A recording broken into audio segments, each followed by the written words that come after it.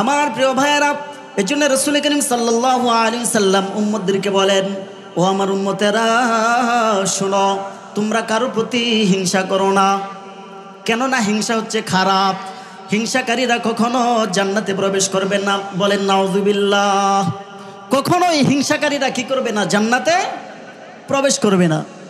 আমার প্রিয় ভাইয়েরা, আল্লাহ সুবহানাহু ওয়া তাআলা সূরা হুজুরাতের 11 নং আয়াতে কারিমার মধ্যে বলেন, বিসমিল্লাহির রহমানির রহিম, ইয়া আইয়ুহাল্লাযীনা আমানু লা ইয়াসখার কওমুম মিন কওমিন আসা আন ইয়াকুনু খায়রাম মিনহুম।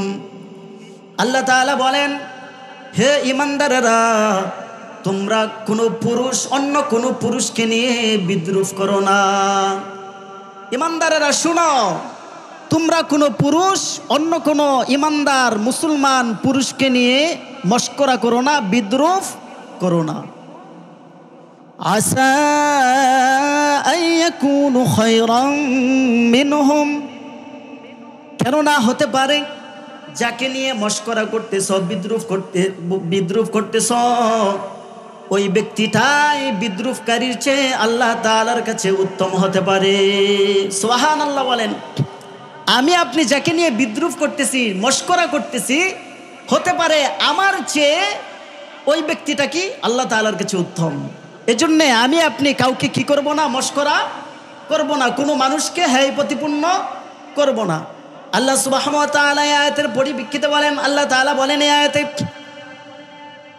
আল্লাহ তাআলা কোনো ব্যক্তিকে লাঞ্ছিত করা, অপমানিত করা, তাকে নিয়ে হাসির পাত্র বানানো, তাকে জনসম্মুখে হেয় প্রতিপন্ন করা সম্পূর্ণভাবে নিষেধ করে দিয়েছেন।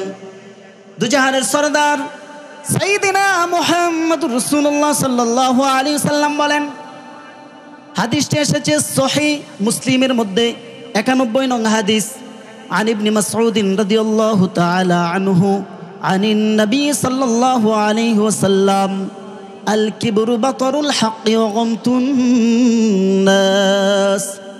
রাসূলুল্লাহ সাল্লাল্লাহু আলাইহি ওয়াসাল্লাম বলেন, কিবির হচ্ছে, অহংকার হচ্ছে দম্ভ ভরে সত্য ও ন্যায়কে অস্বীকার করা এবং মানুষকে তুচ্ছ তাচ্ছিল্য করা, ঘৃণা করার নাম হচ্ছে কিবির, অহংকার। হাদিসটা কি বুঝতে পেরেছেন? অর্থ হচ্ছে সত্যকে, ন্যায়কে দম্ভ ভরে অস্বীকার করা এবং মানুষকে ঘৃণা করা, তুচ্ছ তাচ্ছিল্য করা, এটার নাম কি? অহংকার। এটার নাম কি? অহংকার, বিদ্বেষ, ঘৃণা। এজন্য আল্লাহ সুবহানাহু ওয়া তাআলা মানুষদেরকে হেয় প্রতিপন্ন করা, মানুষকে তুচ্ছ তাচ্ছিল্য করার ব্যাপারে নিষেধ করে দিয়েছেন। এরপরে পুরুষদেরকে নিষেধ করার পরে সম্মানিতা মা বোনদেরকে আল্লাহ তাআলা নিষেধ করে দিয়েছেন, ওয়ালা নিসাউম মিন নিসাইন, হে নারীরা, তোমরা এক নারী অপর নারীকে নিয়ে ঠাট্টা মশকরা করো না, বিদ্রূপ করো না। সম্মানিতা মা বোনদেরকে আল্লাহ তাআলা কি করে দিয়েছেন? নিষেধ করে দিয়েছেন। আল্লাহ তাআলা এক নারীকে সম্মানিত করেছেন, সুন্দর করেছেন, অনেক উঁচুলম্ব বানিয়ে দিয়েছেন। আরেক কালো নারীকে উনি কি করতেছে? বিদ্রূপ করতেছে। কি বলেন? হিংসা করতেছে। আমি তো অনেক সুন্দরী, অনেক লম্বা, আর তুমি হচ্ছ কি কালো, কুচ্ছিত, তোমার মধ্যে এই নাই সেই নাই।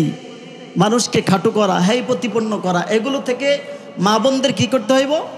বেঁচে থাকতে হবে। আল্লাহ তাআলা বলেন, আসা আন ইয়াকুনু খায়রাম মিনহুন্না, হতে পারে যেই রমণীটাকে নিয়ে, যে নারীটাকে নিয়ে তুমি বিদ্রূপ করতেছ, এই নারীটাই তোমার চেয়ে উত্তম হতে পারে। বলেন সুবহানাল্লাহ।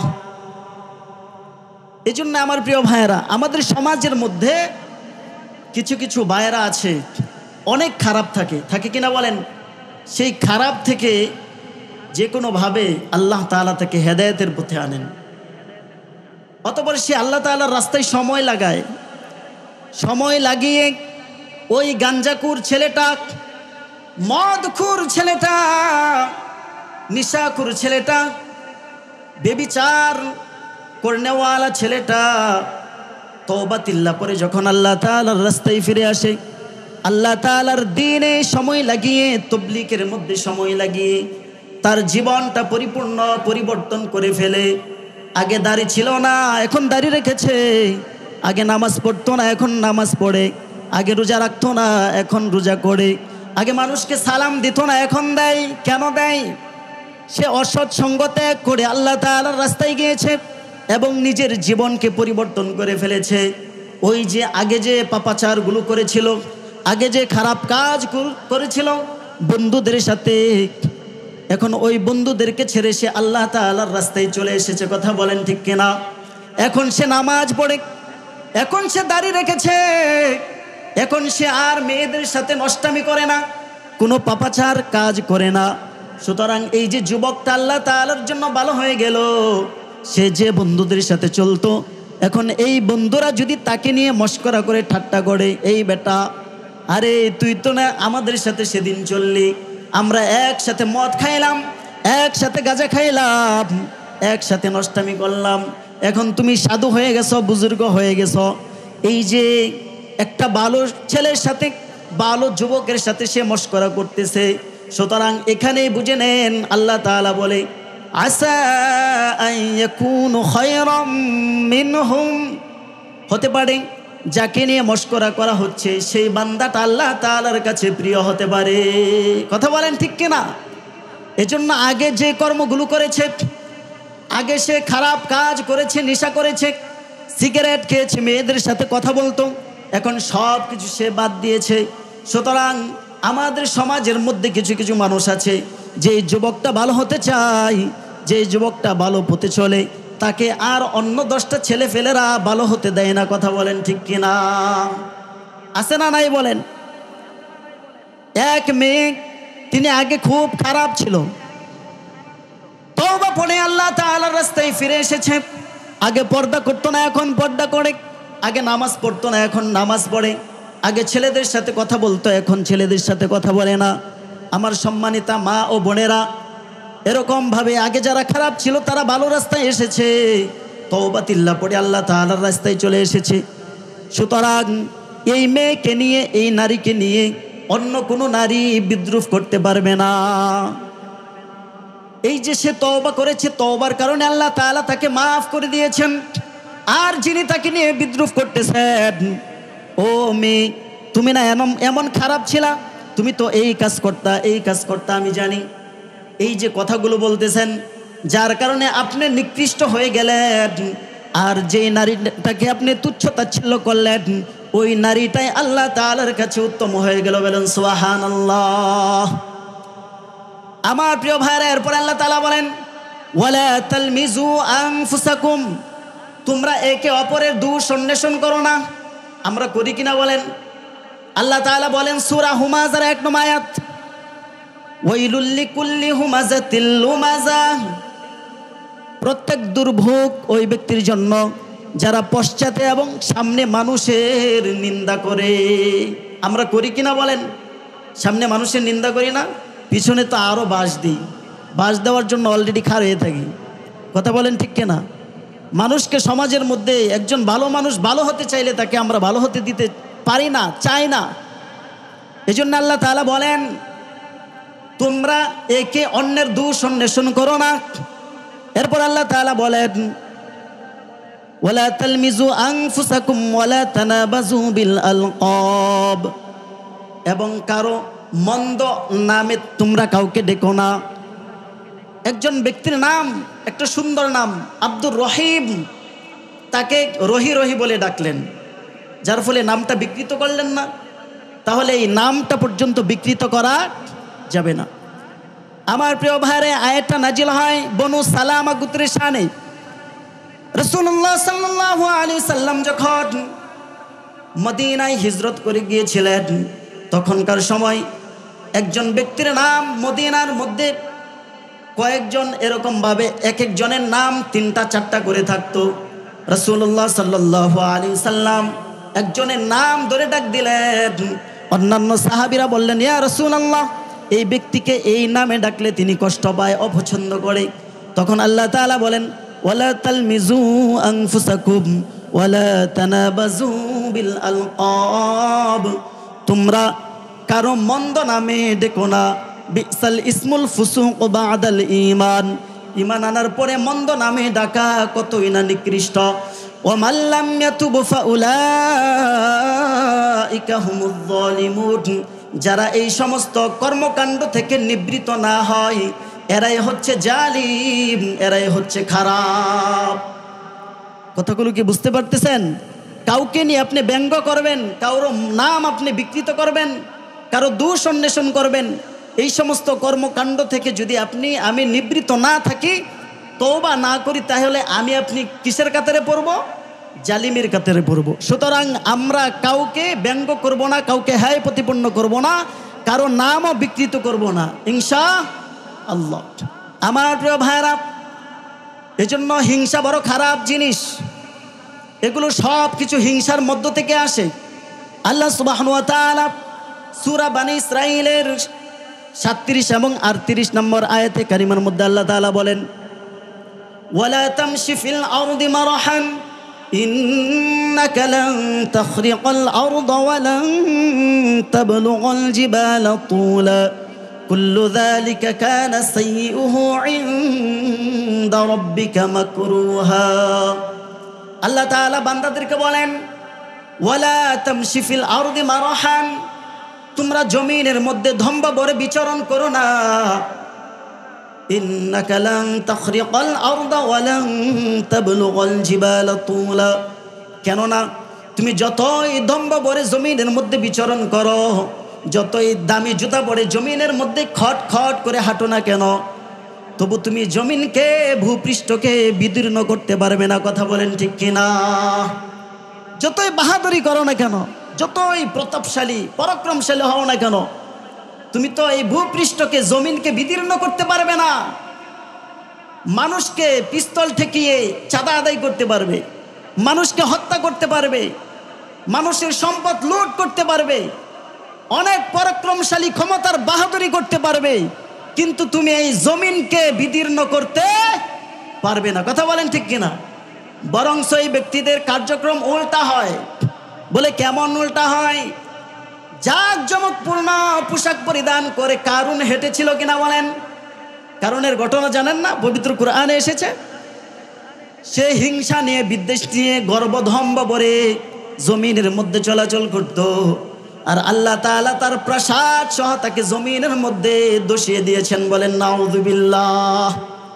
বরঞ্চ এই সমস্ত ব্যক্তিদের অবস্থা উল্টা হয়। এরা কখনোই মানুষের কল্যাণ চায় না। যারা মানুষের কাছ থেকে চাঁদা আদায় করে, যারা মানুষের টাকা পয়সা নিয়ে কি করে নিজের সংসার চালায়, যারা মানুষের হক নষ্ট করে, এরা অবশ্যই কি জালিম, এরা অবশ্যই কি জালিম। আমার প্রিয় ভাইয়েরা, এজন্য আল্লাহ সুবহানাহু ওয়া তাআলা বলেন, তোমরা জমিনের মধ্যে ধম্ব ভরে হেঁটো না। ইন্নাকা লান তাখরিকাল আরদা ওয়া লান তাবলুগাল জিবালা তুলা, তুমি যতই দম্ভ ভরে হাঁটো না কেন, তুমি নিজেকে যতই উঁচু মনে করো না কেন, তুমি সবসময় তাবলুগাল জিবালা তুলা, পাহাড়ের নিচেই থাকবে, পাহাড় সম হতে পারবে না। কথা বলেন ঠিক কিনা? এই জন্য আল্লাহ তাআলা বলতেছেন, এ মুসলমানেরা, তোমরা দম্ভ ভরে জমিনের মধ্যে হেঁটো না। এগুলো হচ্ছে অহংকারী এবং খারাপ মানুষের স্বভাব। এগুলা কোনো মুমিনের স্বভাব হতে পারে না। কুল্লু যালিকা কানা সাইয়্যুহু ইনদা রাব্বিকা মাকরুহা, এসবের যা কিছু মন্দ আছে সব কিছু আল্লাহ তাআলার কাছে অপছন্দনীয়। আল্লাহ তাআলা এগুলোকে কি করেন না? পছন্দ করেন না। আমার প্রিয় ভাইয়েরা, এরপরে আল্লাহ সুবহানাহু ওয়া তাআলা এগুলোর ব্যাপারে বলতেছেন, হিংসার বিরুদ্ধে বলতেছেন। সূরা নিসা আয়াত নং 36 আল্লাহ তাআলা বলেন, ইন্নাল্লাহা লা ইউহিব্বু মান কানা মুখতালান ফখুরা, নিশ্চয় আল্লাহ তাআলা দাম্ভিক ও অহংকারীকে ভালোবাসেন না। আল্লাহ তাআলা কোনো অহংকারী এবং দাম্ভিকতাকে কি করেন না? ভালোবাসেন না। তাহলে আমরা সর্বদাই অহংকার থেকে, বিদ্বেষ থেকে বেঁচে থাকবো কিনা বলেন? থাকবো তো ইনশাল্লাহ। আমরা মানুষকে কষ্ট দিব না, অহংকার দিলের মধ্যে রাখবো না। আমার প্রিয় ভাইয়েরা, অহংকারের ব্যাপারে, হিংসার ব্যাপারে রাসূলুল্লাহ সাল্লাল্লাহু আলাইহি ওয়াসাল্লাম বলেন, হাদিসটি এসেছে সুনানে আবু দাউদ, হাদিস নং হচ্ছে 4903 নং হাদিস। আন আবি হুরায়রা রাদিয়াল্লাহু তাআলা আনহু قال قال رسول الله صلى الله عليه وسلم إياكم والحسد فإن الحسد يأكل الحسنات كما تأكل النار الحطب। রাসূলুল্লাহ সাল্লাল্লাহু আলাইহি ওয়াসাল্লাম বলেন, ও আমার উম্মতের দল শুনো, তোমরা সর্বদা হিংসা বিদ্বেষ থেকে বেঁচে থাকো। ফাইনাল হাসাদা ইয়াকুলুল হাসানাত, কেননা হিংসা মানুষের নেক আমলকে এমনভাবে খেয়ে ফেলে, কামা তাকুলুন নারুল হাতাবা, যেমনে ভাবে আগুন খড়কুটাকে খেয়ে ফেলে। বলেন নাউযুবিল্লাহ। এজন্য আমরা প্রিয় ভাইরা, আমরা যত ইবাদত বন্দিগি করি না কেন, পাহাড় পর্বত সম পরিমাণ ইবাদত বন্দিগি করে ফেললেও আমার আপনার অন্তরের মধ্যে যদি হিংসা লালন করি, তাহলে এই হিংসা আমার আপনার নেক আমলকে ধ্বংস করে দিবে। সুতরাং অন্তরের মধ্যে হিংসা রাখা যাবে না। দুনিয়ার মধ্যে কোনো বিষয় নেই হিংসা বিদ্বেষ করা জায়েজ নাই, তবে সওয়াব ও নেকির ক্ষেত্রে হিংসা করা জায়েজ আছে, ঈর্ষা করা জায়েজ আছে। দুনিয়ার সমস্ত কাজের উপর হিংসা বিদ্বেষ করা জায়েজ নাই, কিন্তু পরস্পরে দুইজনের মধ্যে ঈর্ষা করা জায়েজ আছে নেক ও সওয়াবের ক্ষেত্রে। কিসের ক্ষেত্রে? নেক ও সওয়াবের ক্ষেত্রে। আমার প্রিয় ভাইরা, সহিহুল বুখারী 5026 নং হাদিস। আন আবি হুরায়রা রাদিয়াল্লাহু তাআলা আনহু قال قال رسول الله صلى الله عليه وسلم لا حسد إلا في اثنين। রাসূলুল্লাহ সাল্লাল্লাহু আলাইহি ওয়াসাল্লাম বলেন, দুই ব্যক্তি ব্যতীত কারো মধ্যে ঈর্ষা করা জায়েজ নাই, অহংকার জায়েজ নাই। এক ব্যক্তি হচ্ছে কে ঈর্ষা করতে পারবে? রাজুলুন আল্লামাহুল্লাহুল কুরআন, যাকে আল্লাহ তাআলা কুরআন শিক্ষা দিয়েছেন। ফাহুয়া ইয়াতলুহু আনা আল-লাইলি ওয়া আনা আন-নাহার, অতঃপর সে রাতে দিনে তিলাওয়াত করে। ফাসামিআহু জারুন লাহু, অতঃপর প্রতিবেশীরা এটা শুনে বলে, ফাকালা লাইতানি উতিতু মিসলা মা উতিয়া ফুলালুন, আল্লাহ যদি আমাকে অমুক ব্যক্তির মতো এই ইলম আমাকে দান করতেন, এই সম্পদ যদি আমাকে দান করতেন। ফাআমিলতু মিসলা মা ইয়ামালু, তাহলে আমিও অমুক ব্যক্তির মতো আমল করতাম। এটার নাম হচ্ছে ঈর্ষা। আপনি কারো ধন সম্পদ ধ্বংস হয়ে যাওয়ার জন্য কামনা করবেন না, বরং আল্লাহ আপনি ওনাকে দিয়েছেন, আমাকেও দেন, আমি ওনার চেয়ে বেশি দান করব, আমি ওনার চেয়ে বেশি তিলাওয়াত করব। এটার নাম হচ্ছে কি? ঈর্ষা। এটার নাম কি? ঈর্ষা। আর যদি কারো ধন সম্পদ ধ্বংস হয়ে যাওয়ার জন্য কামনা করেন, কারো জীবন ধ্বংস হয়ে যাওয়ার জন্য কামনা করেন, এটার নাম কি? হিংসা। আমার কথা কি বুঝতে পারতেছেন? এরপরে দ্বিতীয় ব্যক্তি হচ্ছে ওয়ারাজুলুন আতাহুল্লাহু মালান, দ্বিতীয় ব্যক্তি হচ্ছে যাকে আল্লাহ তাআলা সম্পদ দিয়েছেন। ফাহুয়া ইউহলিকুহু ফিল হাক্কি, অতঃপর সে আল্লাহ তাআলার রাস্তায় খরচ করে, সে মসজিদের জন্য খরচ করে, মাদ্রাসার জন্য খরচ করে, এতিম মিসকিন অসহায় বিধবা নারীদের জন্য খরচ করে, সামাজিক কর্মকাণ্ডের জন্য খরচ করে, অর্থাৎ আল্লাহ তাআলার রাস্তায় খরচ করে। অতঃপর এটা দেখে অন্য ব্যক্তি বলে, আয় আল্লাহ, আপনি যদি আমাকে এমন ধন সম্পদ দিতেন, তাহলে আমিও এমন ব্যক্তির মতো, এই ব্যক্তির মতো আপনার রাস্তায় দান করতাম। বলেন সুবহানাল্লাহ। আমার প্রিয় ভাইয়েরা, এটার নাম হচ্ছে ঈর্ষা করা। সুতরাং আমরা ঈর্ষা করতে পারি এবং প্রতিযোগিতামূলক একজনের থেকে আমরা নেক ও সওয়াবের ক্ষেত্রে বেশি ইবাদত বন্দিগি করতে পারি।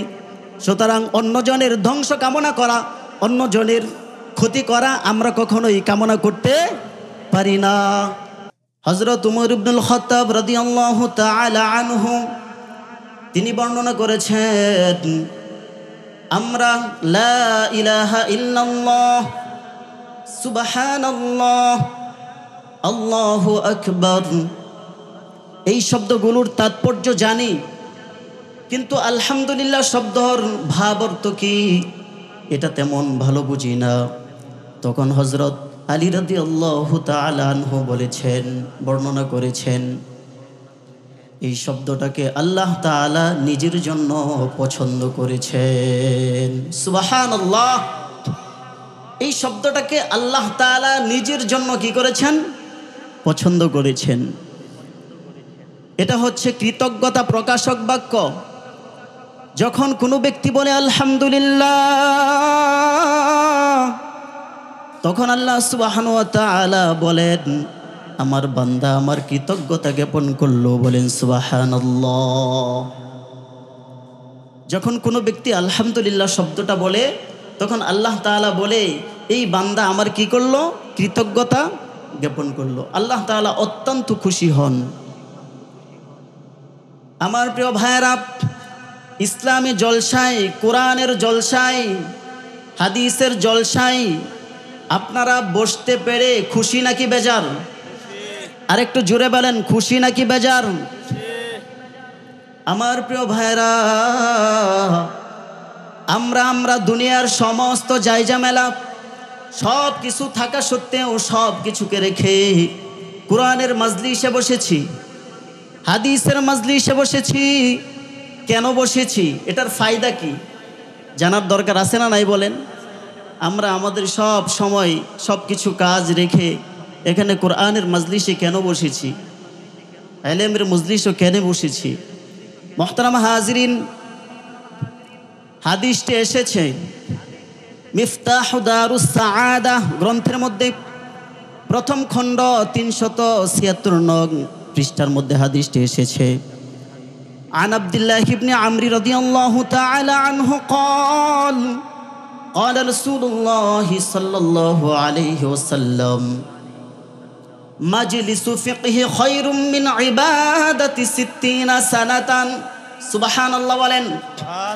আমার প্রিয় ভাইরা, হযরত আব্দুল্লাহ ইবনে আমর রাদিয়াল্লাহু তাআলা আনহু থেকে বর্ণিত, তিনি বলেছেন, ইলমে দ্বীন শিক্ষা করার একটা মজলিস 60 বছর নফল ইবাদত করার চেয়ে উত্তম।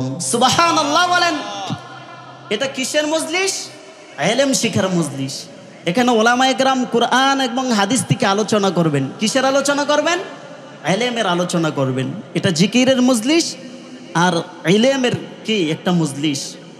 এখানে যদি কেউ বসে তাহলে কি হবে? তার লাভ কি? 60 বছর নফল ইবাদত করার চাইতেও উত্তম সওয়াব তার আমল নামায় দেওয়া হবে। বলেন সুবহানাল্লাহ। আমার প্রিয় ভাইরা, আপনি পৃথিবীর মধ্যে যে কোনো কাজ করেন না কেন, ওই কাজ করার ক্ষেত্রে আপনার ওই বিষয়ে ইলম অর্জন করতে হবে, জ্ঞান অর্জন করতে হবে। হবে কিনা বলেন? যদি আপনি ওই বিষয়ে জ্ঞান অর্জন না করেন, তাহলে কি আপনি ওই কাজটা করতে পারবেন? নাকি ইলম শিখা লাগবে? আপনি গার্মেন্টসে চাকরি করেন, গার্মেন্টসের টেক্সটাইলের চাকরি করেন, ওই মেশিনগুলো আপনার চালানো শিখতে হবে না? ওই বিষয়ে আপনার জ্ঞান অর্জন করতে হবে না? আর যদি না করেন তাহলে আপনি সেগুলো চালাতে পারবেন? নাকি জ্ঞান অর্জন করতে হবে সেই বিষয়ে? সেই বিষয়ে আপনার ইলম অর্জন করতে হবে। আপনি নামাজ পড়তে যান, 2 রাকাত সুন্নাত নামাজ পড়বেন, সেখানে কেমনে রুকু করতে হয়, রুকুর মধ্যে কি তাসবিহ পড়তে হয়, সেজদায় যাবেন, সেজদার মধ্যে কি তাসবিহ পড়তে হয়, এভাবে বৈঠকে বসলেন, বৈঠকে কি পড়তে হয়, এগুলা কি আপনার জানা লাগবে কিনা বলেন? জানা লাগবে না? যদি না জানেন তাহলে কি আমল করতে পারবেন? কখনো সম্ভব নয়। কথাগুলো দিলের কানে বুঝার চেষ্টা করেন। তাহলে আপনি পৃথিবীর মধ্যে যে কোনো কাজ করার ক্ষেত্রে যেই কাজটা করবেন, ওই কাজের উপর জ্ঞান অর্জন করতে হবে কিনা বলেন? হবে। যখন আপনি জ্ঞান অর্জন করবেন, তখন ওই কাজটা আপনার জন্য করা কি হয়ে যাবে? সহজ হয়ে যাবে। এই জন্যে এখানে বসেছেন, কোরআনের মজলিস, হাদিসের মজলিসে বসেছেন। এখানে বসতে গেলে আল্লাহ সুবহানাহু ওয়া তাআলার কোরআন এবং হাদিস থেকে যে আলোচনাগুলো শুনতে পারবেন, এগুলোর জ্ঞান আপনার মধ্যে কি করবে? প্রবেশ করবে। বলেন সুবহানাল্লাহ। এই জন্য আমার প্রিয় ভাইরা, এই দ্বীনি আলোচনাগুলো, দ্বীনি মাহফিলগুলো বেশি বেশি হওয়ার দরকার আছে না নাই বলেন? আমার প্রিয় ভাইয়েরা, গ্রামে গঞ্জে শহরে বন্দরে সব জায়গায় কোরআনের হাদিসের মাহফিল হওয়ার দরকার আছে না নাই বলেন? কেন আছে দেখেন, বুঝে নেন কেন দরকার। আমাদের সমাজের মধ্যে, আমাদের রাষ্ট্রের মধ্যে শিক্ষিত মানুষের অভাব নাই, কিন্তু দ্বীনি বিবেকবান শিক্ষিত মানুষের অভাব আছে না নাই বলেন? সবাই দুনিয়াবি শিক্ষায় শিক্ষিত, সকলেই আল্লাহ তাআলার কোরআন এবং রাসূলুল্লাহ সাল্লাল্লাহু আলাইহি সাল্লামের আদর্শ থেকে, ইলমে ওহী থেকে সবাই বিচ্ছিন্ন। কথা বলেন ঠিক কিনা? এই জন্য তাদের জগৎটা হচ্ছে অন্ধকারের মতো। এই জন্য যেখানে কোরআন হাদিসের মাহফিল হবে, সেই জায়গার মধ্যে মানুষের কলবের মধ্যে, মানুষের অন্তরের মধ্যে কোরআন ও হাদিসের নূর প্রবেশ করবে। আর যখন মানুষের কলবের মধ্যে কোরআন ও হাদিসের নূর প্রবেশ করবে, তখন তাদের অন্তর থেকে জাহালত, মূর্খতা দূর হয়ে যাবে। কথা বলেন ঠিক কিনা? আমার প্রিয় ভাইরা, এজন্য আল্লাহ সুবহানাহু ওয়া তাআলা বলেন সূরা বনী ইসরাঈলের ৮১ নং আয়াতে কারিমার মধ্যে, বিসমিল্লাহির রহমানির রহিম, ওয়াকুল জাআল হক ওয়া যাহাকাল বাতিল ইন্নাল বাতিলা কানা যাহুকা। আল্লাহ সুবহানাহু ওয়া তাআলা বলেন, হে নবী আপনি বলেন, সত্য এসেছে, মিথ্যা বিতাড়িত হয়েছে। ইন্নাল বাতিলা কানা যাহুকা, নিশ্চয়ই বাতিল দূরীভূত হওয়ারই কথা ছিল। কথা বলেন ঠিক কিনা? যেখানে হক প্রবেশ করবে, যেখানে কোরআন ও হাদিসের আলো নূর প্রবেশ করবে, সেখান থেকে জাহালত, মূর্খতা, অজ্ঞতা সব কিছু কি হয়ে যাবে? দূর হয়ে যাবে। সুবহানাল্লাহ বলেন। এই জন্য প্রত্যেকটি মহল্লায়, গ্রামে গঞ্জে কোরআন ও হাদিসের এরকম মাহফিল হওয়ার দরকার আছে না নাই বলেন? আছে। অন্যথায় মানুষ শিরিক, কুফর, বিদআতের রাজ্যের মধ্যে প্রবেশ করবে। কথা বলেন ঠিক কিনা? আমার প্রিয় ভাইয়েরা, এবার আসেন আলোচনার মধ্যে প্রবেশ করি। আপনারা খুশি আছেন তো? এই কোরআন হাদিসের মাজলিসে বসে খুশি আছেন না? একটু কৃতজ্ঞতা জ্ঞাপন করেন, আলহামদুলিল্লাহ। আমার প্রিয় ভাইয়েরা, আমি আপনাদের সম্মুখে পবিত্র কালামুল্লাহ শরীফের 113 নং আয়াতে, 113 নং সূরা, লাস্টের আয়াত, সূরা ফালাকের লাস্ট 5 নম্বর আয়াত তিলাওয়াত করেছি। রাসূলুল্লাহ সাল্লাল্লাহু আলাইহি সাল্লামের অসংখ্য হাদিসের ভান্ডার থেকে একটা হাদিস তেলাওয়াত করেছি। এই কোরআনের আয়াত এবং হাদিসের উপর সময়ের এই সংক্ষিপ্ত পরিসরে আলোচনা করার প্রয়াস চালাবো। আমা তৌফিক ইল্লা বিল্লাহ। যে কথাগুলো বলবো মনের কানে শুনবেন, দিলের কানে শুনবেন, আমল করার জন্য শুনবেন, আপনার উপকার আসবে, অন্যের কাছে পৌঁছানোর জন্য শুনবেন। শুনবেন তো ইনশাআল্লাহ? আরো জোরে বলেন ইনশাআল্লাহ। আমার প্রিয় ভাইয়েরা, কোরআন হাদিসের কথা তো সুর দিয়ে বললেও ভালো লাগবে, সুর ছাড়াও তো ভালো লাগার কথা। কি বলেন? উদ্দেশ্য হচ্ছে বুঝতে হবে। উদ্দেশ্য কি? আল্লাহ তাআলা কি বলেছেন, রাসূলুল্লাহ সাল্লাল্লাহু আলাইহি সাল্লাম কি বলেছেন, এটাই তো আমাদের উদ্দেশ্য। আমার প্রিয় ভাইয়েরা, আমি আপনাদের সম্মুখে কালামুল্লাহ শরীফের সূরা ফালাকের 5 নং আয়াতে কারিমা তেলাওয়াত করেছি। ওয়া মিন শাররি হাসিদিন ইযা হাসাদ। আল্লাহ তাআলা আয়াতে কারিমার মধ্যে হিংসা সম্পর্কে আলোচনা করেছেন। কি সম্পর্কে আলোচনা করেছেন? হিংসা সম্পর্কে। হিংসা কাকে বলে, এটার প্রাসঙ্গিক আলোচনা আমাদের বুঝতে হবে, তাহলে আলোচনা বোঝা কি সহজ হয়ে যাবে। আমার প্রিয় ভাইরা, হিংসা কাকে বলা হয়? গভীর মনোযোগ দিয়ে শুনবেন আমার প্রিয় মা বোনেরা, আপনারাও গভীর মনোযোগ দিয়ে শুনবেন আশা করি। হিংসা কাকে বলা হয়? কারো ধন সম্পদ, প্রভাব প্রতিপত্তি, মান সম্মান, উন্নতি অগ্রগতি, বিভিন্ন ধরনের ইত্যাদি ভালো ভালো জিনিস দেখে মনের মধ্যে কষ্ট পাওয়া এবং সেগুলো ধ্বংস হয়ে যাওয়ার জন্য কামনা করার নাম হচ্ছে হিংসা। আমার কথা কি বুঝতে পেরেছেন? ধন সম্পদ, প্রভাব, প্রতিপত্তি, উন্নতি, অগ্রগতি এবং কি ভালো জিনিস দেখে মনের মধ্যে কষ্ট পাওয়া এবং সেগুলো ধ্বংস হয়ে যাওয়ার জন্য কি করা? কামনা করা। এটার নাম কি? হিংসা। এটার নাম কি? হিংসা। আমার প্রিয় ভাইরা, যারা হিংসুক তারা জীবনেও মনের মধ্যে শান্তি পায় না। তারা সারা জীবন মনের মধ্যে কষ্ট পায়, জ্বলে জ্বলে পুরে সারকার হয়ে যায়। হিংসুকেরা জীবনেও মনের মধ্যে কি পায় না? শান্তি পায় না। সাধারণত তাকাব্বুর এবং শত্রুতার দরুন এই অবস্থাটা হতে পারে। নিজেকে যদি কেউ বড় মনে করে, আমি অনেক বড়, আর অন্যকে যদি ছোট মনে করে, তাহলে এটা কি হলো? হিংসা হলো। আর কারোর সাথে শত্রুতার কারণে এই হিংসার মনোভাবটা সৃষ্টি হতে পারে। এজন্য হিংসুকেরা জীবনেও তাদের মনে শান্তি পায় না।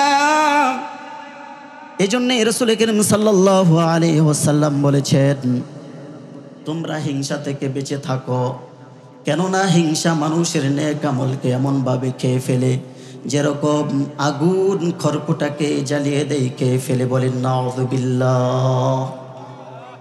আমার প্রিয় ভাইরা, হিংসা থেকে সর্বদাই বেঁচে থাকতে হবে কিনা বলেন? হিংসা করা সম্পূর্ণ হারাম এবং নাজায়েজ। তবে যদি কোনো কাফের, মুশরিক, ফাসিক, ফুজ্জার, বিদআতি এদের দ্বারাতে যদি ইসলামের কোনো ক্ষতি সাধন হতে দেখা যায়, এরা যদি ইসলামের কোনো ক্ষতি করে, তাহলে এদের ব্যাপারে বদদুয়া এবং এদের ধন সম্পদ এদেরকে ধ্বংস হয়ে যাওয়ার জন্য কামনা করা জায়েজ আছে। বলেন ঠিক কিনা? এজন্য আল্লাহ সুবহানাহু ওয়া তাআলা সূরাতুল বাকারার 109 নং আয়াতে কারিমার মধ্যে বলেছেন, ওয়াদ্দা কাসীরুম মিন আহলিল কিতাব লাউ ইয়ারুদ্দুনাকুম মিন বা'দি ঈমানিকুম কুফফারা হাসাদাম মিন ইনদি আনফুসিহিম মিন বা'দি মা তাবায়্যানা লাহুমুল হক। আল্লাহ তাআলা বলেন, আহলে কিতাবের অনেকেই চায় তোমরা মুসলমান হওয়ার পরে পুনরায় তোমাদেরকে কাফের অবস্থায় ফিরিয়ে নিতে। নাউযুবিল্লাহ বলেন। ওরা সর্বাত্ম চেষ্টা করতেছে আমাদের মুসলমানদেরকে আবার পুনরায় ইহুদি, খ্রিস্টান, হিন্দু বানানোর জন্য। নাউযুবিল্লাহ বলেন। হাসাদাম মিন ইনদি আনফুসিহিম মিন বা'দি মা তাবায়্যানা লাহুমুল হক। ইহুদিদের কাছে রাসূলুল্লাহ সাল্লাল্লাহু আলাইহি সাল্লামের সম্মান, মর্যাদা এবং তার সাহাবীদের, রাসূলুল্লাহ সাল্লাল্লাহু আলাইহি সাল্লামকে যারা অনুসরণ করে, তাদের মান, সম্মান, মর্যাদা সম্পর্কে যখন ইহুদিরা যখন অবগত হয়, তখনই তারা মুসলমানদেরকে কি করে? হিংসা করে। আর আল্লাহ সুবহানাহু ওয়া তাআলা বলেন, ও মুসলমানেরা শুনো, ইহুদি খ্রিস্টানরা হচ্ছে তোমাদের প্রকাশ্য এবং গোপনে শত্রু।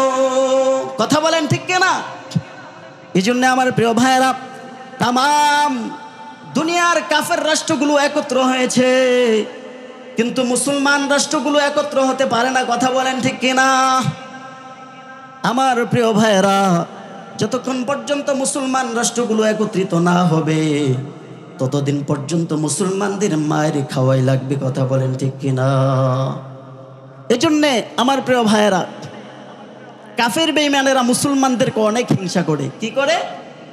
হিংসা করে। আর এজন্য ওদের বিরুদ্ধে বদদুয়া করা উত্তম। ওদের জন্য কি করা? বদদুয়া করা, ওদের বিরুদ্ধে হিংসা করা, ওদের সাথে হিংসা করা কি আছে? জায়েজ আছে। আমার কথাগুলো কি বুঝতে পারতেছেন? যে হিংসা করা তো জায়েজ নেই, তবে কারো জন্য যদি, কারো দ্বারাই যদি ইসলামের ক্ষতি হয়, কাফের, মুশরিক, ফাসিক, ফুজ্জার, বিদআতি ওদের মাধ্যমে যদি আমার দ্বীনের ক্ষতি হয়, তাহলে ওদের ধ্বংস কামনা করা শুধু জায়েজই নয়, বরং উত্তম বটে। আমার কথা কি বুঝে আসতেছে আপনাদের? আমার প্রিয় ভাইয়েরা, এবার আসেন, রাসূলুল্লাহ সাল্লাল্লাহু আলাইহি ওয়াসাল্লাম মুসলমানদেরকে হিংসা বিদ্বেষ থেকে বেঁচে থাকার জন্য নির্দেশ দিয়েছেন। ও ও মুসলমানরা শোনো, তোমরা কখনো হিংসা বিদ্বেষ করো না। আর যারা হিংসা বিদ্বেষ করে তাদের থেকে তোমরা আল্লাহ তাআলার কাছে আশ্রয় প্রার্থনা করো। আমার প্রিয় ভাইয়েরা, হিংসা বিদ্বেষ করে মানুষ মানুষের ক্ষতি করে কিনা বলেন? আপনারা কি ঘুমিয়ে গিয়েছেন? আমার কথা কি বুঝতে পারতেছেন? মানুষ হিংসা বিদ্বেষ করে মানুষের ক্ষতি করে না? বর্তমান জামানায় মানুষ মানুষের পিছে লেগেই থাকে। এটাও কি একটা হিংসা? এটাও কি একটা বিদ্বেষ? আমার কথাগুলো বোঝার জন্য চেষ্টা করেন। আমার প্রিয় ভাইয়েরা, হিংসা বিদ্বেষ এমন একটা খারাপ জিনিস, আপনার প্রতি যদি মানুষের হিংসা বিদ্বেষ জন্ম নেয় তাহলে কিভাবে আপনাকে ধ্বংস করে দিবে সেই পায়তারা করতে থাকে। কথা বলেন ঠিক কিনা? এরকম পায়তারা করতে থাকে না? শত্রুতামি করে কিনা বলেন? এ ব্যাপারে দেখেন ইহুদিরা কিভাবে মুহাম্মাদুর রাসূলুল্লাহ সাল্লাল্লাহু আলাইহি সাল্লামের বিরুদ্ধে কিভাবে শত্রুতা পোষণ করত। দেখেন সহিহ বুখারীর মধ্যে এসেছে, কিতাবুত তিবের মধ্যে আম্মা জান আয়েশা সিদ্দিকা রাদিয়াল্লাহু তাআলা আনহা বলেন, রাসূলুল্লাহ সাল্লাল্লাহু আলাইহি সাল্লামকে জাদু করা হয়েছিল, বান মারা হয়েছিল। কি করা হয়েছিল? জাদু করা হয়েছিল অথবা বান মারা হয়েছিল। মানুষ মানুষকে বান মারে না? মানুষ মানুষকে জাদু করে না? ক্ষতি করে না? আপনারা কি ঘুমিয়ে গেছেন নাকি? একটু জোরে আওয়াজ দিতে হবে। বুঝতেছেন তো আমার কথাগুলো নাকি? মানুষ মানুষকে জাদু করে, বান মারে। তার জ্বলন্ত প্রমাণ হচ্ছে সাইয়্যিদিনা মুহাম্মাদুর রাসূলুল্লাহ সাল্লাল্লাহু আলাইহি সাল্লাম কি এক ইহুদি বান মেরেছিল, জাদু করেছিল।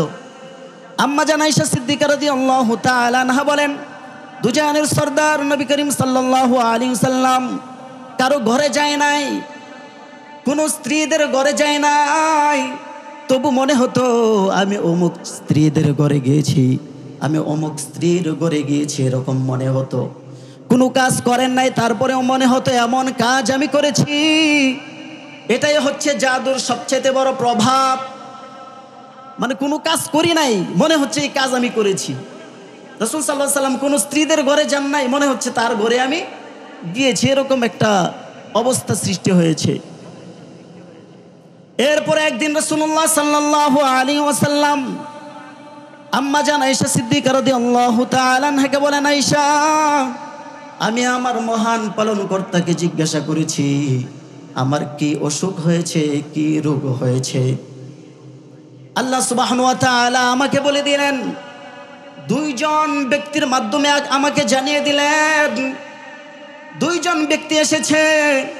একজন ব্যক্তি আমার মাথার কাছে বসেছে, আরেকজন বসেছে পায়ের কাছে। অতঃপর মাথার কাছে যিনি বসেছে তিনি বলেন, দ্বিতীয় ব্যক্তিকে বলেন, মুহাম্মাদুর রাসূলুল্লাহ সাল্লাল্লাহু আলাইহি ওয়াসাল্লামের কি হয়েছে? দ্বিতীয় ব্যক্তি উত্তর দেয়, মুহাম্মদ সাল্লাল্লাহু আলাইহি ওয়াসাল্লামকে জাদু করা হয়েছে। প্রথম জন বলে, কে জাদু করেছে? দ্বিতীয় ব্যক্তি উত্তর দেয়, ইহুদি ব্যক্তি লাবিদ ইবনে আসাম। এই ব্যক্তি মুহাম্মদ সাল্লাল্লাহু আলাইহি ওয়াসাল্লামকে জাদু করেছে। প্রথম ব্যক্তি বলে, কিসের মাধ্যমে জাদু করেছে? দ্বিতীয় ব্যক্তি বলে, মাথার চুল চিরুনি দ্বারা জাদু করেছে। বলেন নাউযুবিল্লাহ। মাথার চুল এবং চিরুনি দ্বারা কি করেছে? জাদু করেছে। আমার প্রিয় ভাইয়েরা, প্রথম ব্যক্তি বলে ওই জিনিসটা কোথায় রেখেছে? দ্বিতীয় ব্যক্তি বলে, বীরজারওয়ান কূপের মধ্যে একটা পাথরের নিচে চাপা দেওয়া আছে, চিরুনির মধ্যে জাদু করেছে, মাথার চুল আর চিরুনি দিয়ে। এবং খেজুর গাছের শুকনা বাকলে রাসূলুল্লাহ সাল্লাল্লাহু আলাইহি সাল্লাম উঠলেন এবং সাহাবীদেরকে নিয়ে সেখানে গেলেন। সেখানে গিয়ে সেখান থেকে তিনি চিরুনিটা বের করলেন, বীরজারওয়ান কূপ থেকে চিরুনিটা বের করলেন। সেখানে দেখা গেছে চিরুনির মধ্যে 11টা গিরা রয়েছে চুল দ্বারা। কিসের মাধ্যমে? চুল দ্বারা 11টা গিরা রয়েছে এবং প্রত্যেকটা গিরার মধ্যে সুই বিদা রয়েছে। বলেন নাউযুবিল্লাহ। দিয়ে কি করেছে? জাদু করেছে। 11টা গিরা দিয়েছে। চুলের মাধ্যমে, প্রত্যেকটা গিরার মাধ্যমে কি আছে? সুই আছে। কি আছে? সুই আছে। মুহাম্মাদুর রাসূলুল্লাহ সাল্লাল্লাহু আলাইহি সাল্লাম এই বানের মাধ্যমে মুসনাদে আহমদের মধ্যে রিওয়ায়াতে এসেছে যে দীর্ঘ 6 মাস পর্যন্ত অসুস্থ ছিলেন। কতদিন পর্যন্ত? 6 মাস পর্যন্ত। এই জাদুর কারণে আল্লাহ সুবহানাহু ওয়া তাআলার হাবিবকে জানিয়ে দিলেন আল্লাহ তাআলা, ওগো নবীজি, আপনাকে লাবিদ ইবনে আসাম জাদু করেছে। এখন আপনি কিভাবে মুক্তি পাবেন? মুক্তির একটা রাস্তা বের করতে হবে না? আমাদেরকে যদি জাদু করে, আমরা যদি ডাক্তারের কাছে যাই, সম্ভব ডাক্তারে এটা ভালো করতে পারবে? কি বলেন, পারবে? কখনো সম্ভব নয়। আল্লাহ তাআলা এখানে কবিরাজি শিখিয়ে দিচ্ছেন। আপনাদেরকে কবিরাজির মডেলটা শিখিয়ে দিচ্ছি, এভাবে কবিরাজি করবেন।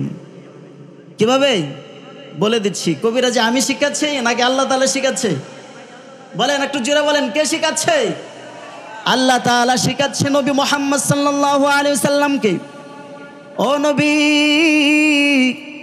আপনাকে মুনাফিক ইহুদির গোষ্ঠী লাবিদ ইবনে আসাম জাদু করেছে, 11টা গিরা দিয়েছে।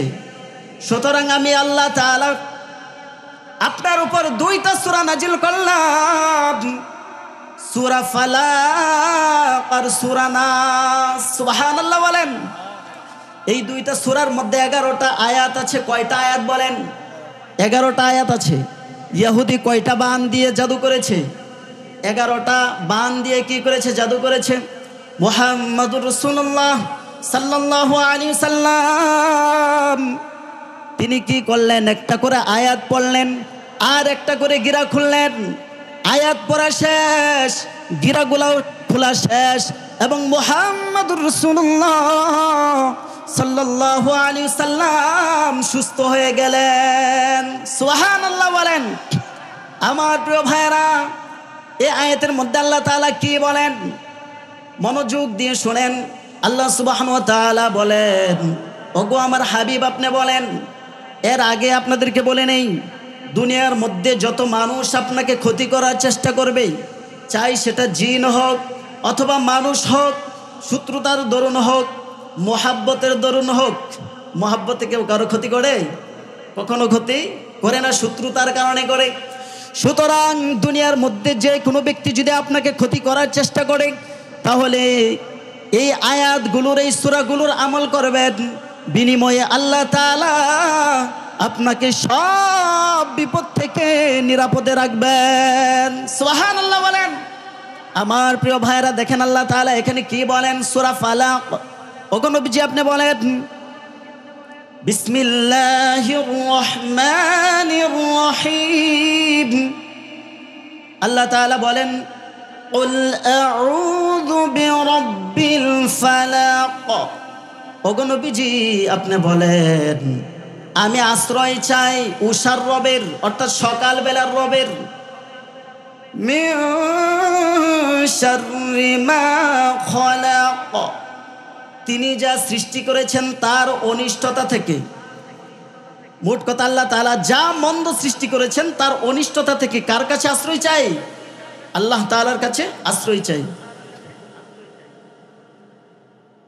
ওয়া মিন শাররি গাসিকিন ইযা ওয়াকাব, এবং রাতের অনিষ্টতা থেকে, যখন রাত অন্ধকারাচ্ছন্ন হয়, যখন রাত অন্ধকার হয়, তখন জিন, ভূত, পেতনি, কত কিছুই মানুষের সামনে কি পড়ে কিনা বলেন?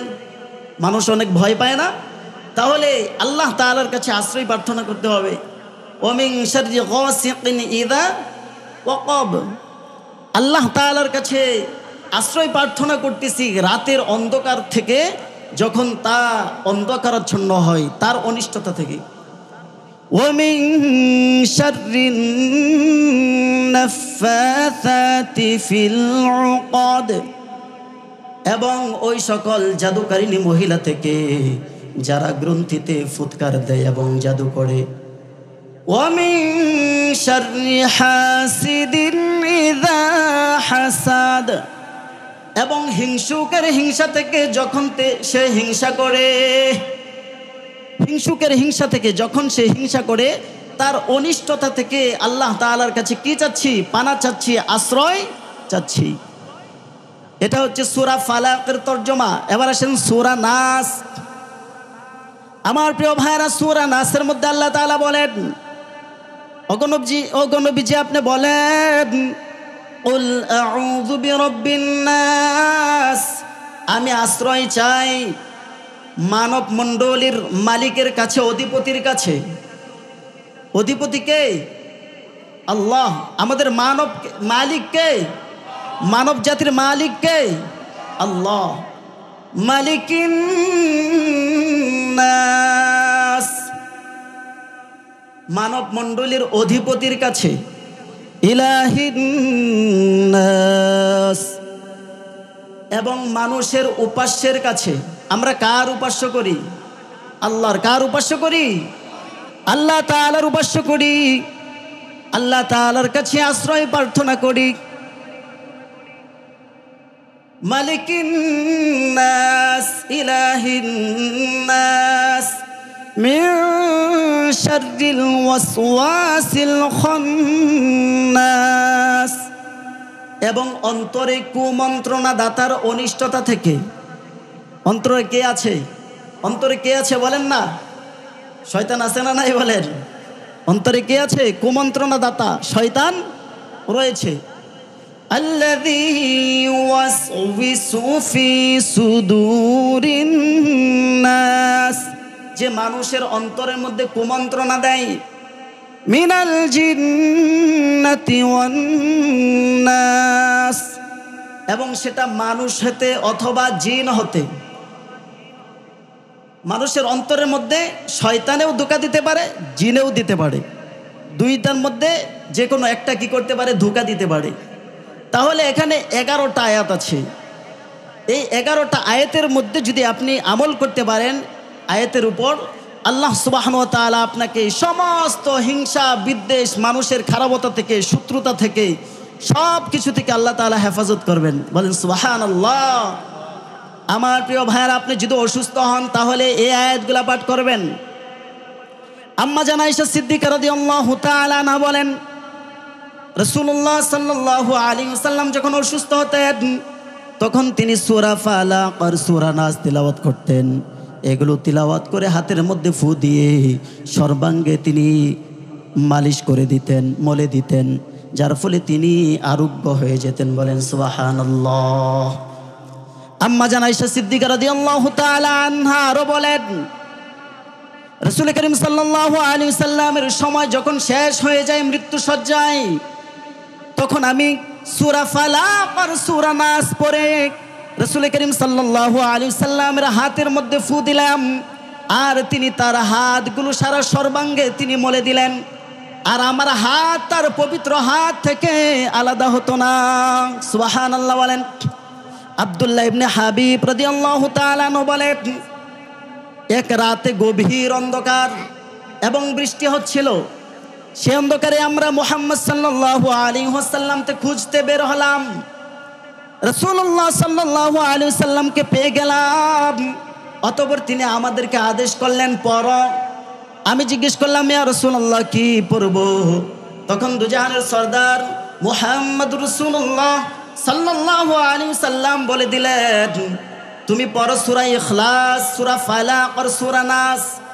তুমি যদি সকাল বিকাল, সকাল দুপুর সন্ধ্যা দিনে 3 বার সূরা ফালাক আর সূরা নাস, সূরা ইখলাস তিলাওয়াত করতে পারো, তাহলে আল্লাহ তাআলা তোমাকে সমস্ত বিপদ থেকে নিরাপদে রাখবেন। সুবহানাল্লাহ বলেন। আমার প্রিয় ভাইরা, মোট কথা রাসূল করিম সাল্লাল্লাহু আলাইহি সাল্লাম এবং সাহাবায়ে কেরাম সূরা ফালাক, সূরা নাসের আমল করতেন দুনিয়ার সব কিছু থেকে, বিপদ আপদ থেকে রক্ষা পাওয়ার জন্য। তাহলে এই আমলগুলো আমরা করবো তো ইনশাআল্লাহ? ভাই একটু হাত তুলে দেখাই আল্লাহ তাআলার কাছে, করবো তো ইনশাআল্লাহ? এটা কিসের জন্য? আমাদের সুস্থতার জন্য। কিসের জন্য ভাই? আমাদের সুস্থতার জন্য। আমরা যদি আমলটা করি তাহলে দুনিয়ার কোনো জাদুকর, কোনো অশালীন শক্তি, অশুভ শক্তি আমাদের ক্ষতি করতে পারবে না ইনশাআল্লাহ। তাহলে এই লাবিদ ইবনে আসাম হিংসা করে কি করেছিল? রাসূলুল্লাহ সাল্লাল্লাহু আলাইহি সাল্লামকে জাদু করেছিল। সুতরাং আল্লাহর হাবিব সাইয়েদনা মুহাম্মদ সাল্লাল্লাহু আলাইহি সাল্লাম মুসলমানদেরকেও নিষেধ করে দিলেন, ও মুসলমানেরা, তোমরা কারো প্রতি বিদ্বেষ করো না, হিংসা করো না। তাহলে আমরা কি হিংসা করব মানুষের প্রতি?